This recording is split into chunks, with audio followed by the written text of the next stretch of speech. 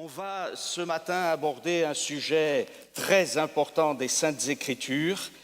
Vous savez qu'un jour, l'apôtre Paul, quittant les anciens d'Éphèse, c'est-à-dire les responsables spirituels de la vie d'Éphèse, de la ville d'Éphèse, dira ceci, voilà, qu'il a annoncé l'Évangile, et il dira ceci, c'est pourquoi je vous l'atteste aujourd'hui, je suis pur du sang de vous tous. Pourquoi ? Parce qu'il avait annoncé le royaume de Dieu sans rien dissimuler. Vous savez qu'on peut prêcher un évangile qui est tronqué.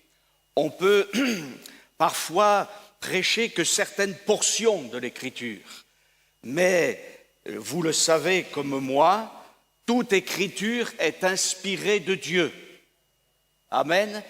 Et utile pour l'homme de Dieu, pour la femme de Dieu, pour que nous puissions grandir et être de plus en plus à l'image de Jésus.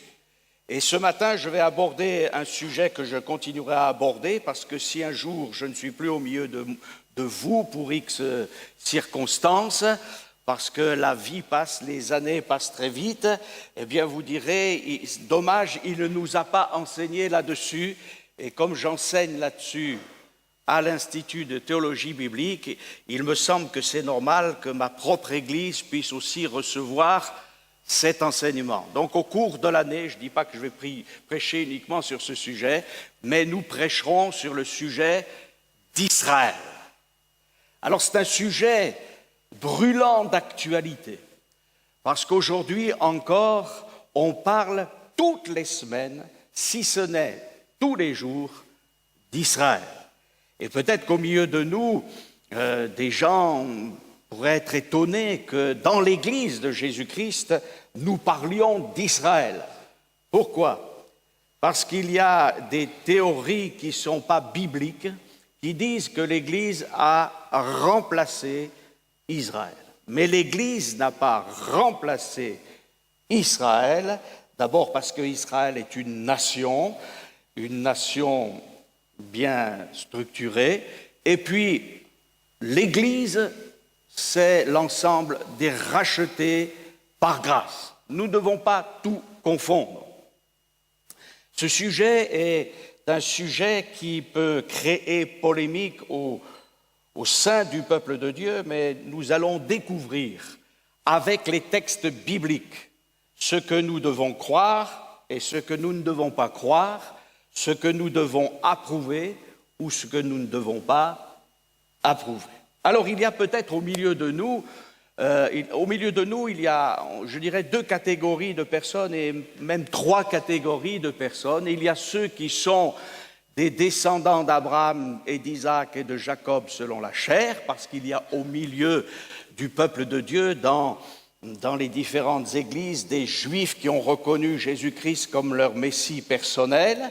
Il y a aussi tous ceux qui sont des nations, qui ne descendent pas selon la chair d'Abraham, d'Isaac et de Jacob, mais, alléluia, heureusement, qui sont disciples de Jésus et qui ont reconnu le Sauveur du monde, comme leurs frères juifs, qui ont reconnu Jésus-Christ comme leur Sauveur. Et puis, il y a parmi cet ensemble de nations, une nation qui est un petit peu particulière, bien que faisant partie de l'ensemble des nations, ce sont les fils d'Ismaël, descendants d'Abraham, qui ont joué aussi un rôle particulier. Lorsque Abraham a laissé partir Ismaël, Dieu lui a dit « Je ferai de lui une grande nation ». Et c'est ainsi que les fils d'Ismaël sont devenus une grande nation. Et j'aimerais préciser aussi que toutes les nations ont été créées par Dieu. Amen. Et nous devons être heureux d'être de telle ou telle nation. Amen. Vous n'êtes pas heureux? Mais ce qui nous réjouit plus, au-delà de nos origines culturelles, géographiques, etc., c'est que nous avons rencontré le Sauveur du monde. Alléluia. Et ce Sauveur, il est au milieu de nous ce matin par le Saint-Esprit. Alléluia. Je sais que ce sujet est un sujet dont on parle de moins en moins. Il y a quelques années, au début, lorsque je suis venu sur cette ville d'Avignon, je suis allé dans une ville et le pasteur m'avait invité. Il m'a dit « Ah, ça fait du bien, ça fait au moins 20 ou 25 ans qu'on n'a pas entendu parler d'Israël. » Eh bien, c'est un tort. Vous savez, quand on parle de l'Évangile, il faut prêcher tout l'Évangile. L'Évangile ne se résume pas à reconnaître notre péché, à se convertir, à naître de nouveau et à devenir plus ou moins un disciple de Jésus ou plus ou moins un témoin de Jésus. L'Évangile, l'évangélisation, c'est non seulement recevoir Jésus comme son sauveur personnel, se faire baptiser, mais recevoir toute l'instruction de Jésus-Christ. Or, Jésus parle d'Israël. Or, Jésus prophétise sur Israël. Or, Jésus, bien sûr, dit « Je bâtirai mon Église ». Mais il dit aussi toutes sortes de choses. Il prophétise dans Matthieu 24, dans Marc 13, dans Luc 21 et dans bien d'autres textes, il parle d'Israël. Il est venu pour les brebis perdues de la maison d'Israël, mais il a fait quelque chose de plus extraordinaire encore, c'est qu'il est venu pour son peuple, mais il est venu pour le monde entier. Alléluia. Alors nous ne devons pas faire de crise identitaire. Nous sommes ce que nous sommes par la grâce de Dieu. Si je suis un croyant authentique, disciple de Jésus, je me réjouis de ce que je suis. Je suis un homme, je suis une femme, je suis un enfant, je suis un adolescent, je suis un jeune, je suis quelqu'un de plus mature, je suis un vieillard. Alléluia! À partir du moment où le sang de Jésus a fait de moi une nouvelle créature et je veux être utile entre les mains de Dieu, je veux que le dessein de Dieu s'accomplisse pour ma vie, de la même façon que Dieu utilise les nations de manière différente pour son plan. Ce qui nous gêne très souvent, nous, en tant qu'êtres humains, ce sont les plans de Dieu. Les plans de Dieu sont déroutants, mais je vais vous rassurer, plus vous irez dans la vie chrétienne, plus vous vous apercevrez que notre Dieu est déroutant. Dans le sens que, parfois, nous avons nos projets, nous avons nos plans et nous aimerions que le Seigneur rentre dans nos plans, dans nos succès, dans nos ambitions. Ça, c'est un faux évangile. Le chrétien, il rentre dans le plan que Dieu a préparé d'avance pour lui. Et au fur et à mesure, il va accomplir, s'il est humble et sincère, ce que Dieu a préparé d'avance pour lui. Mes frères et sœurs, cessons d'avoir des ambitions personnelles au détriment parfois de la communauté. Et soyons aussi de ceux qui sont respectueux de la parole de Dieu. L'un n'est pas l'autre, l'une n'est pas l'autre, mais chacun, alléluia, nous avons une grande part de bénédiction de la part de notre Dieu. Le mot Israël revient 2636 fois dans les Écritures. Le mot Église revient 106 fois. Je ne suis pas là pour dire qu'Israël est plus grand que l'Église. L'Église, c'est l'épouse de Christ. Mais pour vous dire que si un mot revient si souvent dans les Écritures, c'est qu'il a son importance. Si vous regardez le nom du Seigneur qui revient en permanence. Donc nous ne pouvons pas, si on commence à rayer le mot d'Israël de la Bible, si on arrache les pages à chaque fois qu'il est question d'Israël, vous allez vous retrouver avec une Bible très très petite. Mon propos ce matin n'est pas de dire qu'Israël est parfait. Je vais tout de suite mettre les bases parce que sinon j'ai peur que ça va déraper. Si vous lisez bien d'ailleurs l'Écriture, vous regarderez que Dieu fait souvent beaucoup de reproches à son peuple. Il fait beaucoup de reproches à son peuple. Et il le juge, parfois il le sanctionne, mais aussi il le restaure. Et viendra un temps où il va faire plus que le restaurer. Il va le ressusciter d'entre les morts. Et ça, ce sont les promesses bibliques, que nous soyons d'origine juive ou pas, qu'importe. Vous savez, il y a des gens qui ont l'israélomania, alors dès qu'ils voient que Dieu a un cœur pour Israël, alors ils veulent être juifs. Mais non, chers amis, soyons ce que nous sommes et restons dans le cadre de l'Écriture. Israël, le mot Israël revient. Et Dieu a un plan pour Israël. Alléluia. En fait, le mot Israël revient 21 fois plus que le mot Église.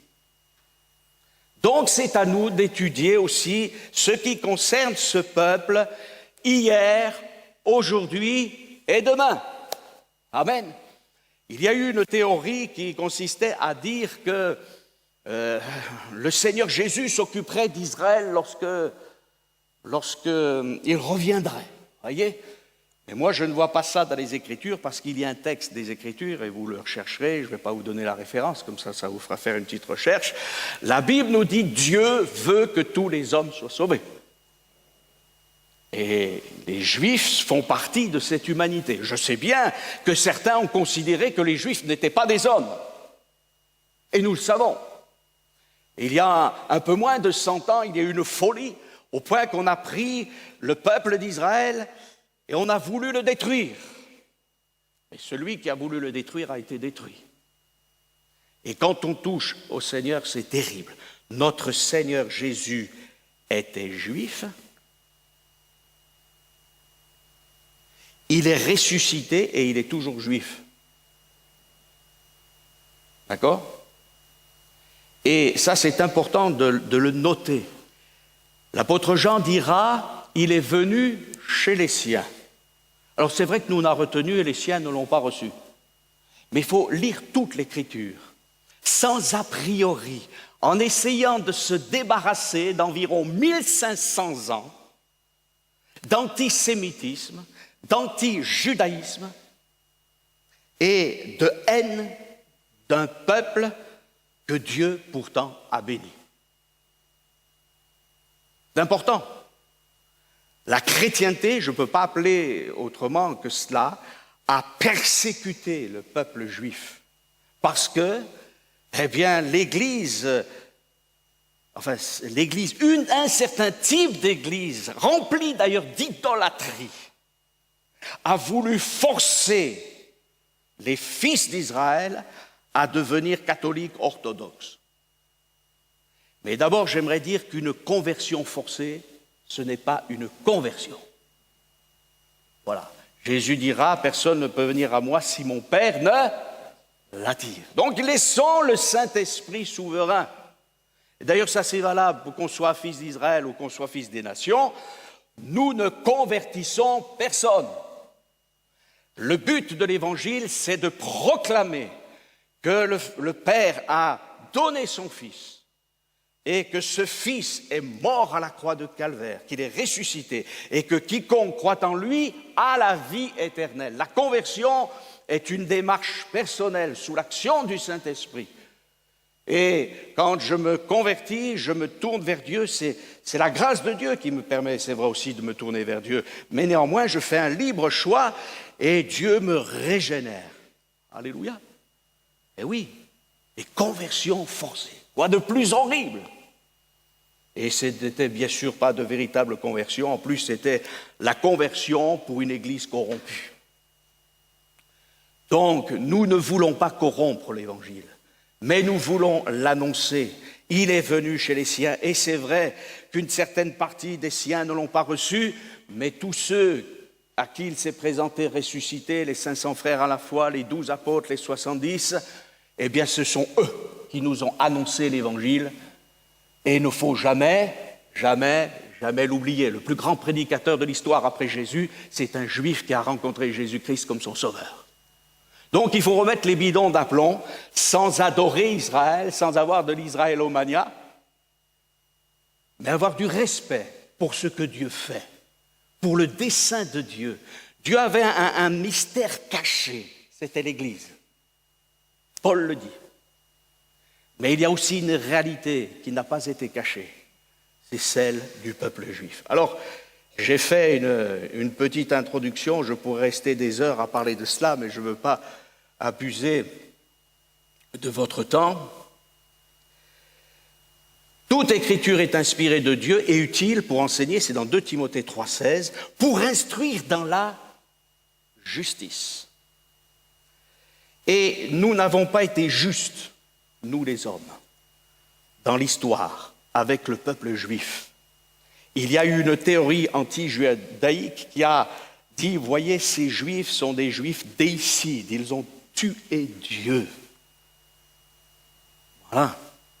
Et puis bien sûr de citer, on en reparlera un jour, parce que je ferai certainement tout un enseignement sur l'antisémitisme, cette gangrène, cette lèpre, ce cancer de l'humanité. Et bien sûr, on cite très souvent ce texte, que son sang retombe sur nous et sur nos enfants. Mais j'aimerais dire aussi que Jésus a dit, en mourant à la croix, « Père, pardonne-leur, car ils ne savent ce qu'ils font. » Alors, j'aimerais simplement, je ne veux pas vous être provocateur, mais est-ce que c'est la prière de quelqu'un qui n'a rien compris, d'ailleurs c'est quelques-uns simplement qui ont dit ça, qui est écouté du Seigneur, ou est-ce que c'est la prière du Seigneur qui est écoutée? Père, pardonne-leur, car ils ne savent ce qu'ils font. Et même l'Écriture va plus loin. Dieu a permis leur aveuglement pour que le dessein, le plan de Dieu s'accomplisse. Et nous souhaitons que le sang retombe sur eux et sur leurs enfants, mais non pas comme une condamnation, comme une purification. Nous avons tendance à interpréter les textes bibliques à notre manière.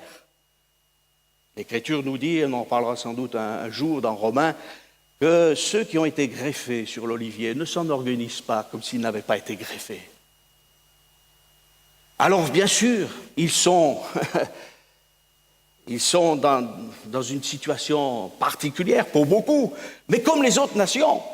Il y a dans la nation d'Israël des gens qui croient en Jésus, d'autres qui n'y croient pas. Et dans toutes les autres nations, c'est comme cela. Alors pourquoi vouloir juger ce peuple? Pourquoi lui exiger de ce peuple plus que nous ne produisons pas? Parfois, nous l'accusons de tous les maux, parce que peut-être quelques-uns d'entre eux n'ont pas été des exemples, et ne le seront jamais d'ailleurs. Mais nous jugeons d'une manière terrible. Vous savez que Jésus a dit d'enlever la poutre avant d'enlever la paille. Et il aurait fallu que tous les religieux enlèvent la poutre de l'idolâtrie, la poutre de la haine, la poutre de l'aveuglement, et revenir aux Écritures. Ce qui nous sauvera, ce sont les Écritures. Toujours les Écritures. Or, dans les Écritures, Dieu dit à Abraham, et vous le savez, je l'ai souvent cité, « Va-t'en de ton pays, de ta patrie, de la maison de ton père, dans le pays que je te montrerai, je ferai de toi une grande nation. Et je te bénirai, je rendrai ton nom grand, et tu seras une source de bénédiction. » Et Abraham a été en fait, oui, une source de bénédiction pour toutes les nations. Voilà, je bénirai ceux qui te béniront et je maudirai ceux qui te maudiront. Toutes les familles de la terre seront bénies en toi. Donc, quand nous nous opposons au plan de Dieu, nous nous opposons à Dieu. Et nous ne pouvons pas être bénis. Nous ne sommes pas là pour dire que la nation d'Israël a toujours fait bien ou qu'elle fait bien, tout bien aujourd'hui, mais elle est dans ce système comme les autres nations. La France a toujours été, est-ce qu'elle a toujours été, au niveau éthique parfait? Elle a toujours fait des choses extraordinaires. L'Allemagne, l'Italie, l'Espagne. Qui est une nation pour juger une autre nation? La Bible nous dit que Jésus est le juge des vivants et des morts, mais il jugera également les nations. Vous allez me dire, vous nous prêchez un drôle d'évangile ce matin. Non, mais c'est les Écritures. Vous savez, c'est bien de dire Jésus va te bénir, Jésus, mais si nous nous opposons au plan de Dieu, nous n'allons pas être bénis. Alors il faut aimer tout le monde. Et c'est là la difficulté, parce qu'il y a des haines ancestrales.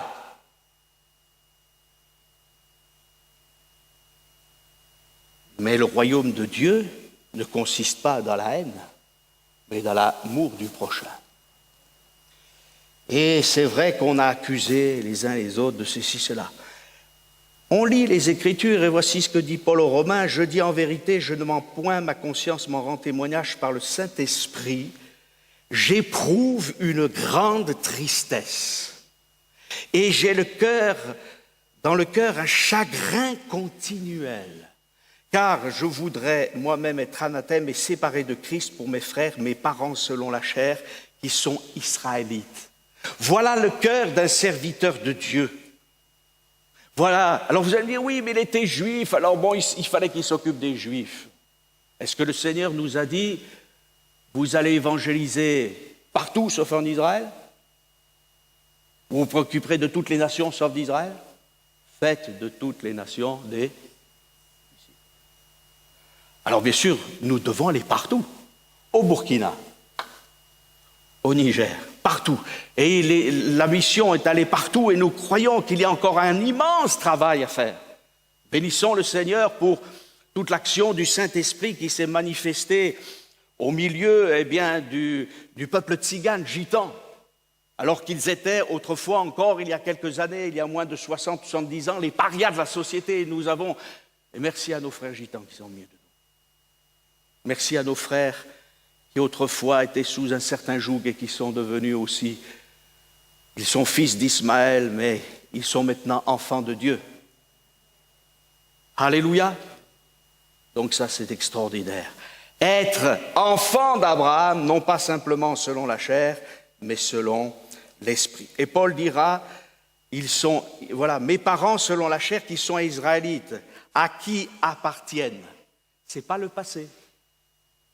Il ne dit pas à qui appartenait, mais c'est au présent à qui appartiennent quoi? Des choses extraordinaires. L'adoption, la gloire, les alliances, la loi, le culte et les promesses, les patriarches, et de qui est issu, selon la chair, le Christ, le Messie, qui est au-dessus de toute chose, Dieu béni éternellement. Amen. Alléluia. Romains 11, je dis donc, Dieu a-t-il rejeté son peuple? Loin de là. Il est fort attristant de voir que l'un des plus grands réformateurs de l'Église, qui s'appelle Martin Luther et qui a dit des choses admirables en ce qui concerne les Écritures, à la fin de sa vie, n'arrivant pas, entre guillemets, à convertir les Juifs, eh bien, il leur a fait la guerre en disant brûlez leur synagogue. C'est pas comme ça. La Bible nous dit, tu aimeras le Seigneur ton Dieu de tout ton cœur, de toute ton âme, de toute ta pensée, et ton prochain comme toi-même. Nous avons cette difficulté à aimer les gens qui sont différents de nous, socialement parlant, moralement parlant, les gens qui ne sont pas de notre contexte, de notre famille, peut-être de notre culture. C'est le grand défi de l'Église. Mais Paul restait attaché. Et il aimait son peuple. Je ferai remarquer qu'à chaque fois qu'il allait dans une ville, il allait d'abord dans la synagogue, parce qu'il savait que là, il allait pouvoir prêcher l'Évangile. Voici ce que dit le Seigneur, car ainsi parle l'Éternel des armées, après cela viendra la gloire. Il m'a envoyé vers la nation qui vous ont dépouillé, car celui qui vous touche, touche la prunelle de son œil. Quand on touche à Israël, on touche à Dieu. Quand on touche à l'Église, on touche à Jésus-Christ. Quand Saul de Tarse persécutait l'Église, eh bien, il touchait Jésus-Christ lui-même, parce que Jésus ne lui a pas dit « Je suis Jésus, tu persécutes mon Église », il dit « Je suis Jésus que tu persécutes ». Il était dans l'ignorance. Et cet homme qui était un blasphémateur, un meurtrier, eh bien, Dieu l'a amené au salut. Il l'a amené à la délivrance. Vous savez ce que disent les ennemis d'Israël? Psaume 83, « Venez, disent-ils, exterminons-les du milieu des nations et qu'on ne se souvienne plus du nom d'Israël. » Eh bien, ce n'est pas demain. Hein? Ils ont dit ça il y a quand même pas mal de temps, hein, puisque c'est dans le livre des psaumes. Mais justement, on parle de plus en plus. À chaque fois qu'un pays a fait du mal aux enfants d'Israël, ça a été sa décadence. Dans notre pays, en Espagne, en Allemagne, partout. Jésus dira à la Samaritaine, le salut vient des Juifs. Alors je précise bien, il n'est pas dit le salut c'est les Juifs. Mais il vient des Juifs, d'Abraham jusqu'à Jésus-Christ. Et il y a encore un programme pour le peuple juif. parce que Dieu en a décidé ainsi. Alors, on va, si vous le voulez bien, commenter un texte. Je vais quand même lire ce texte où il nous est dit, parce que ça c'est important, Jérémie 33, 23. Je fais la lecture pour vous. La parole de l'Éternel fut adressée à Jérémie en ces mots. N'as-tu pas remarqué ce que disent ces gens? Les deux familles que l'Éternel avait choisies, il les a rejetées. Ainsi, ils méprisent mon peuple, au point de ne plus le regarder comme une nation. Ainsi parle l'Éternel, si je n'ai pas fait mon alliance avec le jour et avec la nuit, si je n'ai pas établi les lois, les cieux de la terre, alors aussi je rejetterai la postérité de Jacob et de David, mon serviteur, et je ne prendrai plus dans sa postérité ceux qui domineront sur les descendants d'Abraham, d'Isaac et de Jacob, car je les ramènerai leurs captifs et j'aurai pitié d'eux. Amen. Dieu dit, si les lois du cosmos changent, alors c'est que j'ai abandonné Israël. Ça a changé les lois du cosmos là? Le soleil se lève toujours, bon, gloire à Dieu, hein. Mais vous voyez, ce qui est très intéressant, c'est le Seigneur connaît toutes choses. Il dit ceci, n'as-tu pas remarqué ce que disent ces gens? Voilà, il les a rejetés au point de ne plus le regarder comme une nation. Ce qui gêne les contemporains qui sont les nôtres, c'est que on veut bien accepter que les Juifs aient une spiritualité, une religion, vous voyez? Une nation, non, quand même. Pas exagérer, hein. Mais Dieu n'exagère pas. Dieu a dit, je ferai de toi une grande nation. Et cette nation, normalement, c'était une nation référence. Certes, elle n'est pas arrivée au niveau de référence qu'elle devait, mais l'Église non plus d'ailleurs. Parce que quand on regarde les exigences du Christ, et quand on regarde l'histoire de l'Église, eh bien on peut être fortement attristé. Du nombre réel de véritables disciples de Jésus et du nombre incalculable de gens qui n'ont de chrétiens que le nom. C'est pour ça qu'il faut être juste. Il faut être juste. Et ça, c'est l'Écriture. Le Seigneur a aimé les siens jusqu'au bout, au point de se donner. Vous savez, je vais peut-être vous étonner, mais en Iran, les religieux juifs ne sont pas perturbés. Parce que les Iraniens estiment que le juif, il a sa religion. Mais par contre, l'État iranien veut détruire la nation d'Israël. Voilà. C'est le nouvel Amalek, c'est le nouveau... Voilà. Dans chaque génération se lève une nation ou un groupe de nations qui veut la destruction du peuple juif ou de la nation juive. Mais Dieu fait ce qu'il veut. Amen. Alors vous allez me dire, oui, mais qu'est-ce que vous voulez? Qu'est-ce qu'on peut faire? Ne soyons pas comme Caïn, qui a dit, suis-je le gardien de mon frère? Nous sommes, nous les croyants, témoins de Jésus-Christ et disciples de Jésus. Nous sommes responsables de l'annonce de l'Évangile. Nous sommes responsables de la propagation de la bonne nouvelle à toute créature. Amen. Toute créature. Alors je sais que c'est un message qui dérange, mais c'est le message de l'Écriture. Alors je reviens sur, vous savez, l'une des choses qui est peut-être terrible, c'est qu'aujourd'hui, certains prédicateurs évangéliques, je dis certains, pas tous, hein, je ne pense pas que ce soit la majorité, loin de là, mais ne prêchent plus que sur le Nouveau Testament. Or, je vous ferai remarquer que Jésus a prêché sur l'Ancien Testament, que Paul a pris l'Ancien Testament pour démontrer la véracité de la bonne nouvelle. Nous prenons toute l'Écriture, et il y a dans les Saintes Écritures, dans l'Ancien Testament, des promesses non accomplies, encore, qui concernent Israël et qui concernent le salut de l'humanité. Oui, Christ est mort, tout est accompli. Le Messie souffrant a accompli son œuvre, mais le Messie glorieux vient bientôt. Amen. Et il accomplira ce qu'il a dit en ce qui concerne l'Église et ce qui concerne Israël. Mais pour qu'Israël soit un outil, si je peux m'exprimer ainsi, une nation utilisable, il va falloir qu'elle passe par un processus, cette nation. Et vous avez ce processus dans Ézéchiel 37. On va peut-être pas lire tout le texte, parce que c'est un peu long, mais je vais citer certains versets. Voilà, on va commencer par Ézéchiel 37, verset 1er. C'est le prophète qui est là et qui, comment dirais-je, va être rempli du Saint-Esprit pour annoncer les choses à venir. Alors bien sûr, peut-être vous allez me dire, ah mais c'est la vallée des ossements. Mais j'ai entendu beaucoup de prédicateurs parler là-dessus. Et moi-même, j'ai prêché sur ce texte sans parler réellement d'Israël. Pourquoi ? Parce que ce texte nous concerne, on peut être complètement abattu, on peut se dire je suis complètement sec, je suis complètement mort, et puis l'Esprit de Dieu venant sur nous, l'action de Dieu venant sur nous, nous ressuscite, alléluia. Et c'est vrai qu'on peut prendre ce texte pour exhorter l'Église.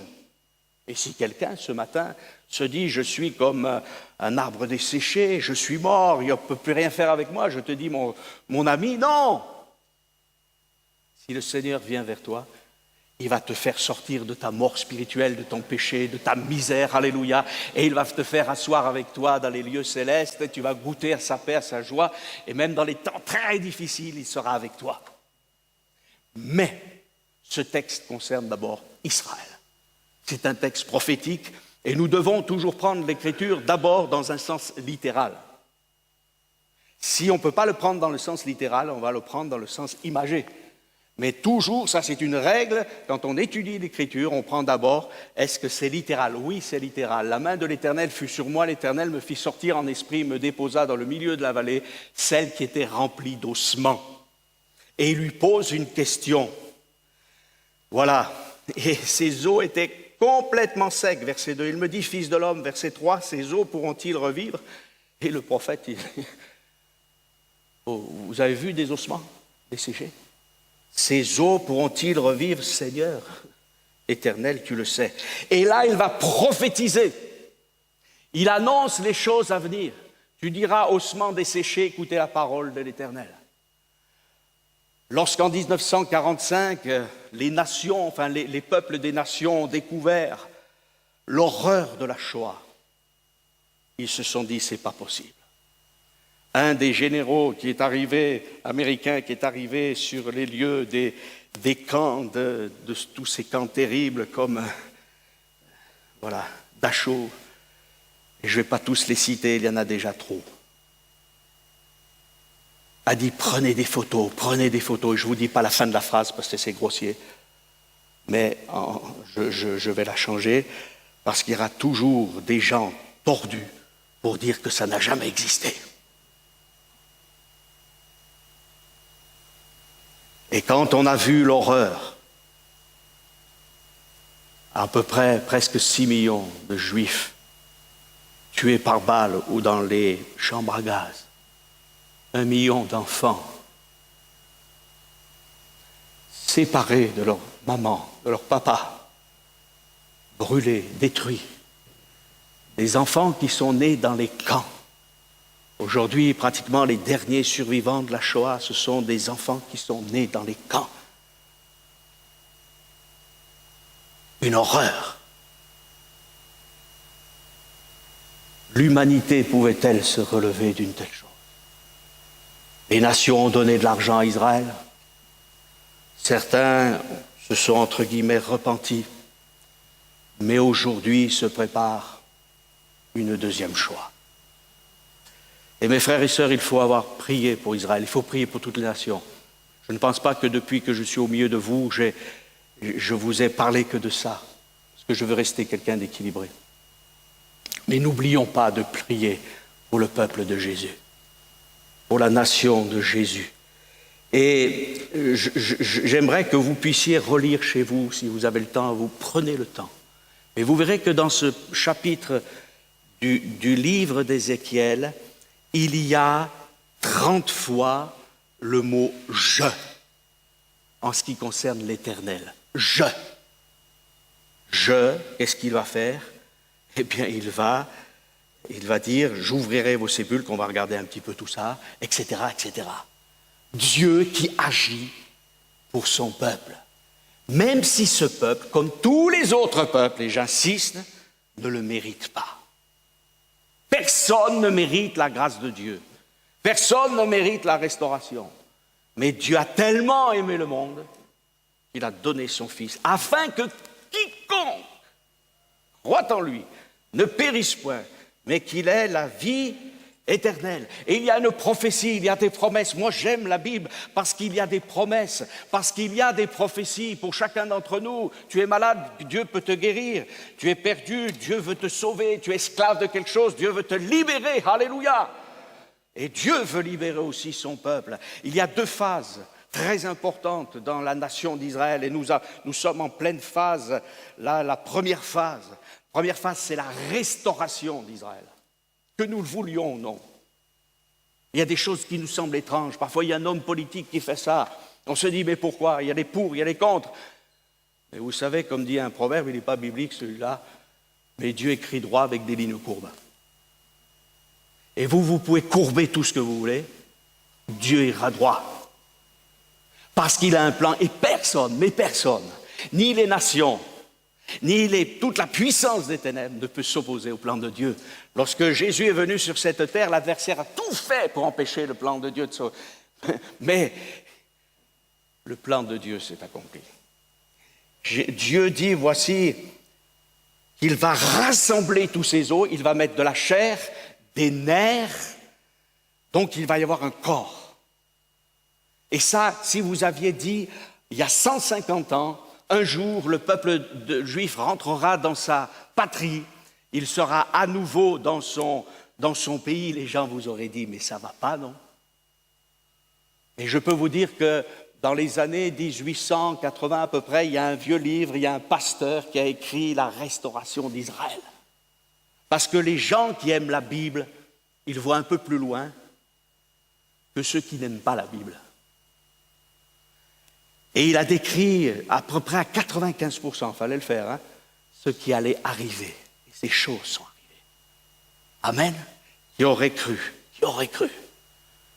que ce peuple se reconstitue et redevienne une nation qui a aujourd'hui les plus grandes entreprises de start-up, qui a la monnaie l'une des monnaies les plus fortes du monde. Mais pourquoi? Parce que Dieu veille sur sa parole pour l'accomplir. Amen. Alors il revient en permanence. Vous savez, tous les êtres humains, les juifs compris, disent on va se sauver nous-mêmes par notre religion, par ceci, par cela. Le faux christianisme dit on peut se sauver soi-même, on va porter des œuvres à Dieu. Les juifs et tout le monde, les musulmans, et voilà, on va faire des œuvres. Mais ce n'est pas par les œuvres que nous sommes sauvés, c'est par la foi en Jésus-Christ. Et le Saint-Esprit fait des œuvres et Dieu dit « je ». Moi j'aime bien quand Dieu dit, voilà, quand David ou les psalmistes disent « tu es mon salut, tu es ma forteresse, tu es ma délivrance ». Ce n'est pas Israël qui est sorti tout seul d'Égypte, c'est Dieu qui l'a fait sortir d'Égypte. Et là, Dieu le fait sortir des nations pour le reconstituer. Et même, voyez, l'antisémitisme, Dieu l'utilise pour faire rentrer son peuple en Israël. Mais s'il y a quelque chose, un péché grave, c'est l'antisémitisme et même l'antisionisme. Il est écrit ceci: j'ouvrirai vos sépulcres, je vous ferai sortir de vos sépulcres, je vous ramènerai dans le pays d'Israël.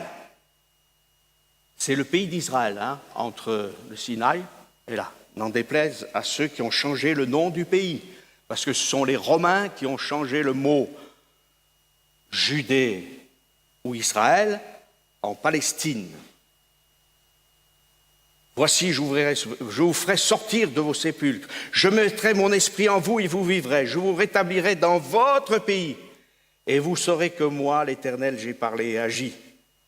Voilà, je prendrai le bois de Joseph, je le joindrai, je formerai, je les rassemblerai, je les ramènerai dans leur pays. Et vous savez que leur pays, c'est aussi le pays de Dieu. Il y a eu quelque chose de terrible qui s'est fait au cours du temps, c'est qu'il y a des gens qui ont dit, de toute manière, la Bible n'est pas la parole de Dieu. Et d'autres qui ont dit, l'Ancien et le Nouveau Testament ont été falsifiés. Donc c'est vrai qu'avec ça, on n'a plus de repères. Mais nous croyons que la parole de Dieu, elle est authentique. Ancien, Nouveau Testament. Alléluia. Et que tout s'accomplira. Je prendrai les enfants, je les ramènerai, je ferai d'eux une seule nation. Alléluia. Je les retirerai de tous les lieux qu'ils ont habités, et là aussi, je les purifierai. Ils seront mon peuple, et je serai leur Dieu. Voilà, ils habiteront le pays que j'ai donné à mon serviteur Jacob. Et ils habiteront, eux et leurs enfants, et les enfants de leurs enfants, à perpétuité. Et c'est pour ça que ce texte ne concerne pas le retour des enfants d'Israël de Babylone. Parce que quand ils sont revenus de Babylone, ils ont été à nouveau exilés. Mais viendra un temps où ils ne seront pas exilés de leur pays, ce sera à perpétuité. Et mon serviteur David sera leur prince pour toujours. Je traiterai avec eux une alliance de paix. Il y aura une alliance éternelle avec eux. Je les établirai, je les multiplierai. Je placerai mon sanctuaire au milieu d'eux pour toujours. Je serai leur Dieu. Je suis l'Éternel qui sanctifie Israël. Lorsque mon sanctuaire sera pour toujours au milieu d'eux. Alors, à nous de réfléchir. Soit je suis avec Dieu, même contre vents et marées, même au risque de ma propre vie. Soit je fais un compromis. Moi, je n'ai pas envie de faire de compromis. Il y a d'abord la restauration, c'est-à-dire que le pays va être restauré économiquement, sur son territoire, etc. Et puis viendra l'action du Fils de Dieu qui répandra de son esprit. Et c'est ce qui est attendu pour la nation d'Israël. Il faudra que Jésus se révèle à la nation pour qu'elle ressuscite vraiment. Là, pour l'instant, elle est dans une phase de restauration. Vous avez remarqué, on est en train encore de parler de solutions qui sont humaines. Alors on veut couper Jérusalem en deux, en trois, en quatre. On veut faire toutes sortes de choses parce que cette parole est dérangeante. Et cette parole, l'évangile, sera de plus en plus dérangeant. Peut-être qu'un jour, on dira au pasteur, il ne faut plus parler de cela. Mais j'en profite encore aujourd'hui. On ne peut plus parler du péché. On ne peut plus parler de la repentance. Mais c'est le message de Jésus et des prophètes, c'est le message des apôtres. Alors nous voulons dire, Seigneur, sauve-nous, t'en prions. Juifs ou non juifs, mais sauve. Et que nous n'ayons pas cette vieille haine séculaire, voire millénaire, qui consiste à ne pas s'opposer à Dieu, mais à s'opposer à ses plans par des biais. Voyez ? C'est terrible. Les Juifs eux-mêmes n'ont pas compris le plan de Dieu. Et pour beaucoup, ils sont restés loin du plan de Dieu. Il faut que l'Église veille sur son comportement. Et puissions-nous prier pour Israël, afin que Dieu les bénisse et les garde, comme nous voulons prier pour toutes les nations, afin que Dieu bénisse tous les hommes, les garde, les restaure, les sauve, les purifie. Mais je reviens sur ce texte. Ils habiteront, eux, leurs enfants et les enfants de leurs enfants, à perpétuité.